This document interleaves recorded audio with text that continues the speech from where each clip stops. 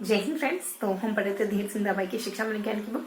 और जैसा कि आप जानते हैं कि इस वाले सेशन में सिर्फ और सिर्फ थोड़ा सा कन्वर्सेशन के थ्रू और बातों बातों में हम इजी गोइंग टॉपिक को समझने की और कॉन्सेप्ट को याद करने की, कॉन्सेप्ट को समझने की और चीजों को याद करने की कोशिश करते हैं। ठीक है, तो आज वाले सेशन में हम पढ़ने वाले हैं कुछ पेज नंबर 1015, एक्चुअली 115। तो 115 में हम क्या पढ़ने वाले हैं, देखो इस वाले पेज में ना कुछ तो एमसीक्यूज कवर हो जाएंगे और कुछ थोड़े से फैक्ट है।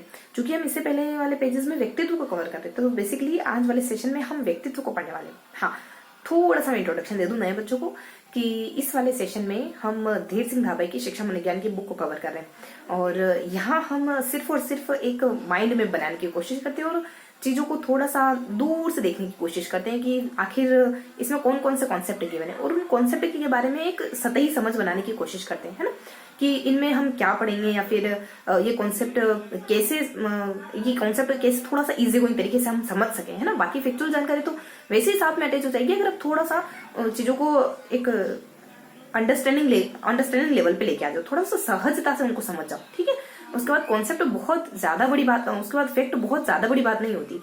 तो आज के सेशन में हम कुछ देखो, ये ना व्यक्तित्व का एक्चुअली लास्ट पेज है, तो इस वाले पेज में व्यक्तित्व से जुड़े हुए कुछ महत्वपूर्ण फैक्ट वगैरह आएंगे। बहुत ज्यादा इन्फॉर्मेशन तो नहीं, कुछ बचे कुछ फैक्ट है, हो सकता है कभी पूछा जाए इनसे भी, है ना, कभी पूछ लिया जाए इनसे भी, तो इस वजह से थोड़ा सा हम इनको देखेंगे, बहुत ज्यादा नहीं। और अगर आपको पीडीएफ पढ़नी हो ना तो एक मैं ऐसा करूंगी कि आपको पीडीएफ प्रोवाइड करवा दूंगी टेलीग्राम चैनल पर और लिंक डिस्क्रिप्शन में डाल दूंगी। तो आप पीडीएफ से एक बार गो थ्रू हो जाइएगा। एक बार सेशन लेने के बाद थोड़ा सा पीडीएफ को देखोगे ना तो चीजें आपको थोड़ा अच्छे से याद होंगी। उससे क्या होगा कि जब आप इस कन्वर्सेशन के बाद पीडीएफ को देखोगे ना तो आपका एक माइंड में बन चुका होगा कि इस पेज में हम इस तरीके से इस पेज को हमको देखना है ना। अगर हम फर्स्ट बार किसी बुक को पढ़ने की कोशिश करते हैं तो वो बहुत अजनबी सी लगती है, तो वो अजनबीपन आपको फील नहीं होगा, थोड़ा सा उससे 1 to 1 हो जाओगे। तो हम क्या देखेंगे इसमें हम कुछ फैक्ट पढ़ेंगे।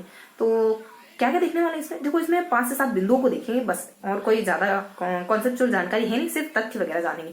अब बहुत ज्यादा लंबा नहीं खींचूंगे, फटाफट से देख लेते हैं। देखो यहाँ बताया गया है कि सबसे पहले व्यक्तित्व को मापने के लिए प्रश्नावली का निर्माण वुडवर्ड के द्वारा किया गया था। 116 प्रश्न लिखे थे उसमें उन्होंने। 1918 के दौरान वर्ल्ड वॉर फर्स्ट के दरमियान ये क्वेश्चनरी तैयार की गई थी लोगों के व्यक्तित्व, लोगों की पर्सनैलिटी को जानने के लिए।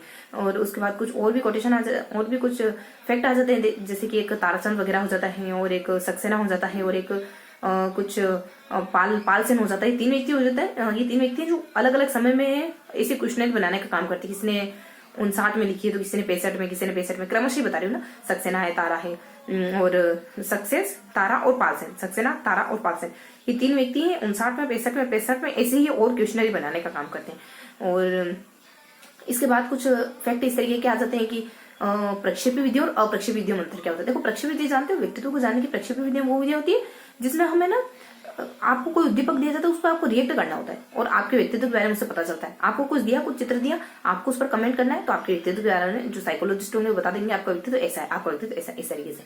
तो कृष्ण इस तरीके के व्यक्तित्व के टेस्ट में और अदर व्यक्तित्व के टेस्ट में क्या अंतर होता है। एक तो प्रत्यक्ष, ये इसको हम कहते हैं प्रक्षेपी, आपको प्रक्षेपण करना होता है चीजों के ऊपर, तो ये होता है प्रक्षेपी तरीका। और एक होता है गैर प्रक्षेपी तरीका जिसमें आपसे क्वेश्चन आंसर पूछे जाते हैं, आपको खुद को आपके व्यक्तित्व के बारे में बताना होता है या फिर आपको किसी कंडीशन में देखा जाता है। ये अलग अलग तरीके। प्रक्षेपी तरीके में आपको कुछ उद्दीपक दिया जाएगा ना, स्टिमुलस दिया जाएगा। तो प्रक्षेपी तरीका ये ना आपके व्यक्तित्व, क्या अंतर है दोनों में। ये प्रक्षेपी तरीका आपके व्यक्तित्व के बारे में वास्तविक जानकारी देता है, प्रक्षेपी तरीके से आपके व्यक्तित्व के बारे में संपूर्ण जानकारी मिलती है। प्रक्षेपी तरीके में आप इसमें जो आप रिएक्शन देते हो ना वो अस्पष्ट होते हो, आपको पता नहीं चलता कि आपके व्यक्तित्व के बारे में आप क्या बता रहे हो, लेकिन वो साइकोलॉजिस्ट पता कर लेते हैं। तो ये बेसिक अंतर होता है। ये बस ये अंतर होता है, इन्हीं को जस्ट अपोजिट कर दोगे तो अप्रक्षेपी अंतर होगी। तो पता चला ना प्रक्षेपी और अप्रक्षेपी में क्या अंतर हुआ।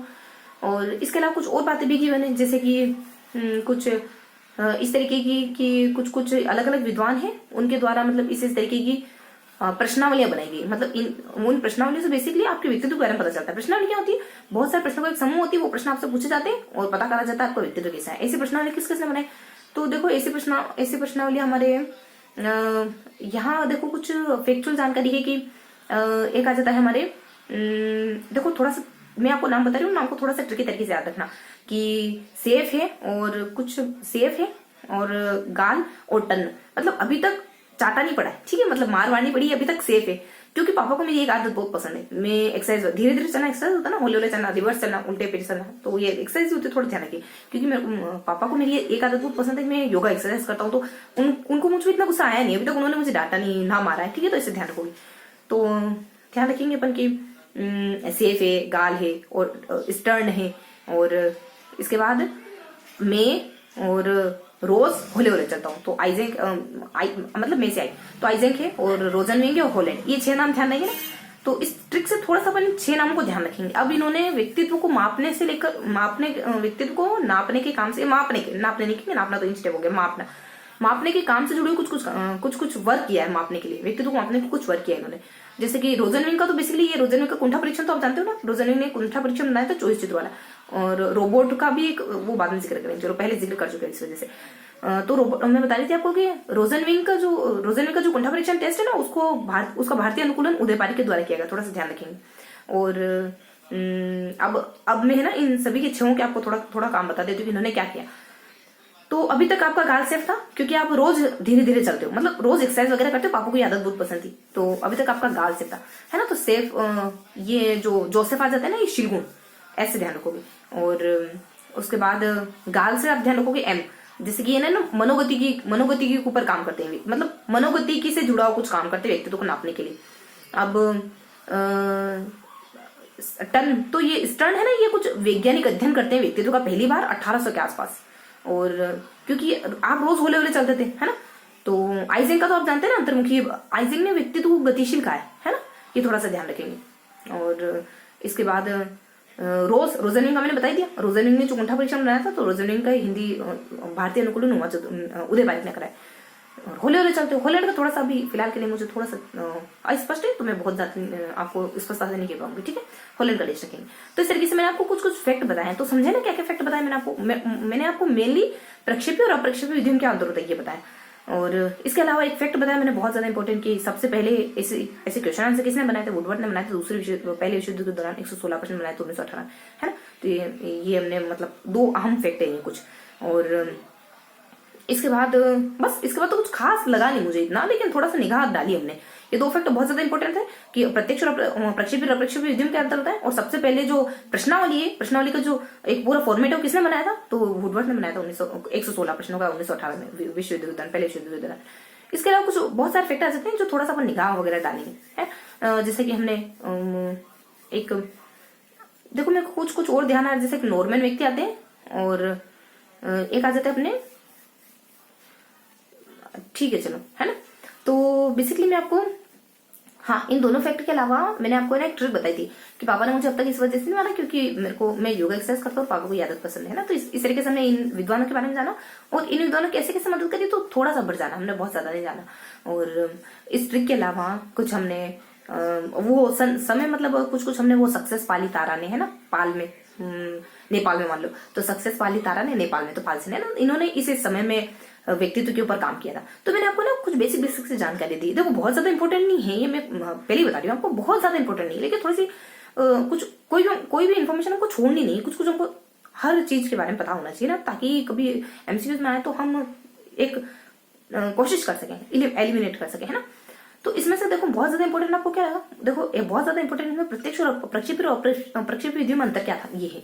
और दूसरा ये है कि सबसे पहले किसने ऐसा प्रश्नावली, क्वेश्चनरी भी कहते हैं इसको ना, प्रश्नावली है या क्वेश्चनरी, ऐसे सबसे पहले किसने बनाई थी, ये बहुत ज्यादा इंपॉर्टेंट है। और इसके बाद तो बस कुछ बेसिक बातें आ जाती है, जैसे कि गाल्टन ने क्या करा था, जैसे कि जोसेफ ने क्या करा था। तो ये कुछ विद्वान है जो अन्य महत्वपूर्ण है, जोसेफ है, गाल्टन है और जोसेफ सेफ हो गया ना, जोसेफ है, गाल्टन है, स्टर्न है और होलैंड है और रोजनविंग है और रोज में आइजेंक है।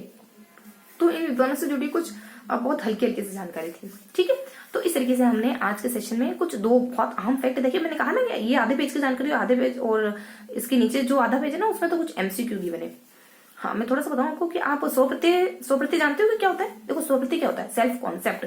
जब आप अपने आप को शीशे में देखते हो तो क्या देखते हो, एक हाड़ मांस का पुतला है, फिर एक ऐसा इंसान जो दूसरों की हेल्प करता है, एक ऐसा इंसान जो सोच लेता है वो करता है, एक ऐसा इंसान जो हमेशा पॉजिटिव रहता है, एक ऐसा इंसान जो दूसरों को हमेशा हंसते हुए देखना चाहता है, या फिर एक ऐसा इंसान जो दूसरों के टाइम से करने में मजे लेता है। तो आप क्या देखते हो अपने आप को, किस रूप में देखते हो अपने आप को, क्या परिभाषा देते हो आप अपने आप की, तो ये सेल्फ कॉन्सेप्ट कहलाता है, स्वप्रत्यय कहलाता है। तो ये मैं थोड़ा सा आपको बता रही थी ना।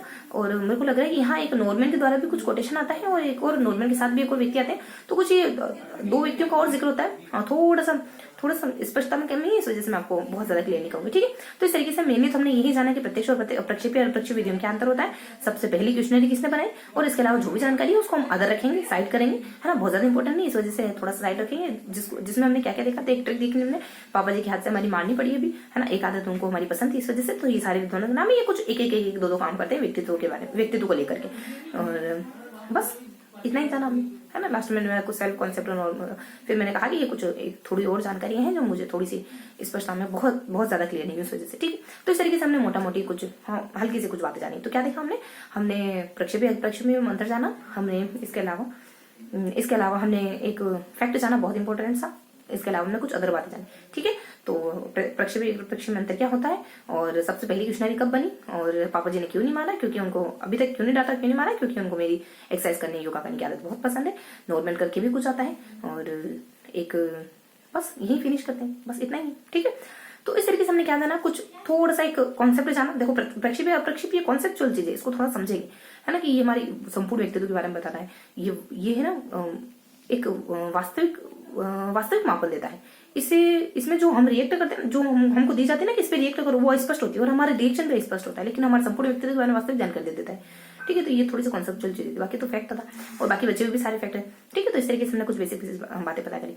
तो बस और देखो, ठीक है, मिलते हैं फिर अगले वीडियो में, समय काफी हो चुका है, और तब तक के लिए जय हिंद।